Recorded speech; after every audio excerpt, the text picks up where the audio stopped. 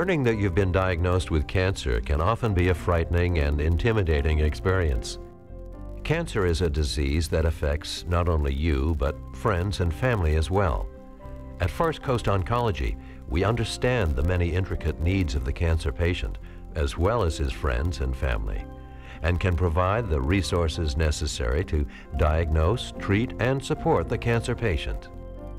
We believe that it's our responsibility to treat our patients with the most advanced radiation treatment available in a compassionate and respectful environment. The healing of not only the cancer itself, but also working with many of the emotional and physical issues that patients have to deal with, besides just the radiation, these are the things we focus and work on, and we are actually good at getting people through difficult problems all the time and getting them through it successfully.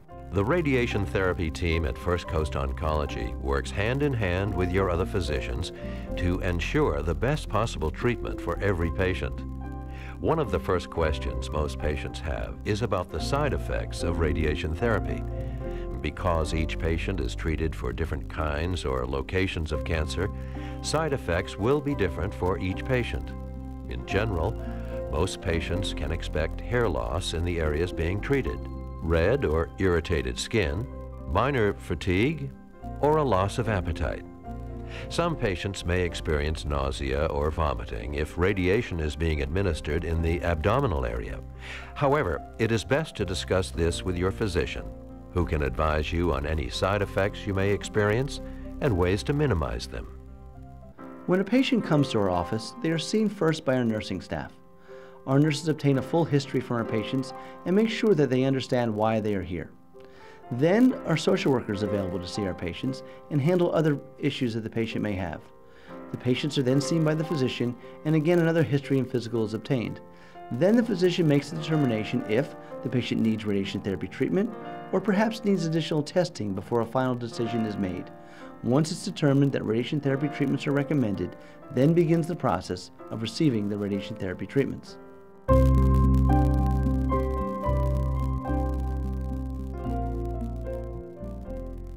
Prostate seed implantation is the ability for us to place radiation seeds inside a person's prostate gland and literally radiate the prostate from the inside out.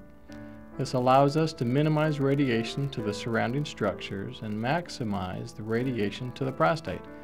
It's not a very painful procedure at all. When the needles are placed, the patient is under general anesthesia, and so they don't feel any discomfort. And then when they wake up, because there aren't any new needles being placed, they have minimal pain, and they go home feeling quite well. The seeds will begin to work immediately because the effect of radiation actually builds up.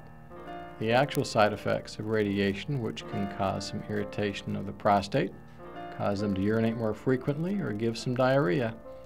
This may begin a few days after the implant is done. Most of the time these aren't too bothersome, and they can be given the appropriate medications to take care of their symptoms. One of the nice things about a seed implant is that it offers a treatment that has very few side effects and has a very high cure rate.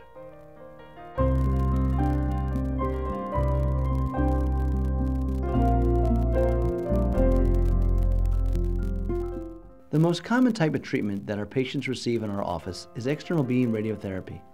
A linear accelerator is like an X-ray machine, but it puts out X-ray beams that are much more intense than a conventional chest X-ray beam. The first step in the process is to do a simulation. After these simulations are done, then the data that we obtain from the simulation is given to our physics staff. Well, once a patient has gone through simulation and CT simulation, we actually do the treatment planning, where we plan exactly how to treat the patient. That is, what angles the beam should come in, how long the treatment time should be. With the advanced electronics and computers that we have, we can see the patient in 3D. We can see their internal organs, we can see the target we wish to hit, and the sensitive organs we want to avoid. We take our technical expertise, that is the physics staff, physics dosimetry staff, and we sit with the medical doctor. And with their medical expertise and our technical expertise, we determine what the best plan actually is. And the physician will come back and say, well, let's try this, or let's change this. And what we do is we fine-tune the plan until it's the best plan for that patient. When the patient comes for treatment, they are brought into a room where the linear accelerator is. This is a very large room with very thick cement walls. These thick cement walls are used to protect people in adjacent rooms from receiving any radiation. The patient is placed on the radiation therapy table, and they may be put into a device that helps them stay in the same position every day. Things that are called a mold or a mask precisely position the part of the body that we are treating from day to day. Once the person is on the machine, they are then centered in a line, utilizing both lasers and x-rays to be sure that the tumor is centered in the radiation therapy beam. Then, the therapists leave the room and turn the machine on for a given period of time as prescribed by the physician and determined by our physics staff. The radiation therapy treatments are painless. They're just like getting an x-ray picture.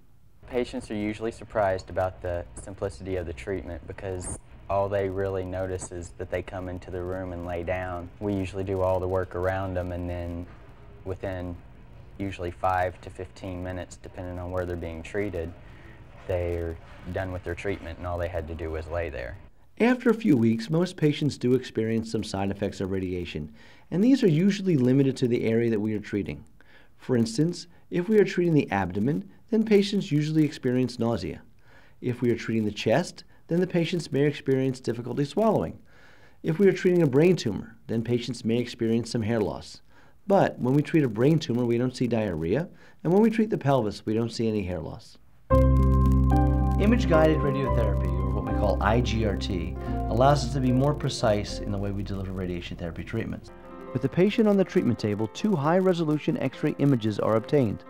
Using flat panel monitors, the physician compares these current images with the CT data set that was obtained at the time of the original simulation.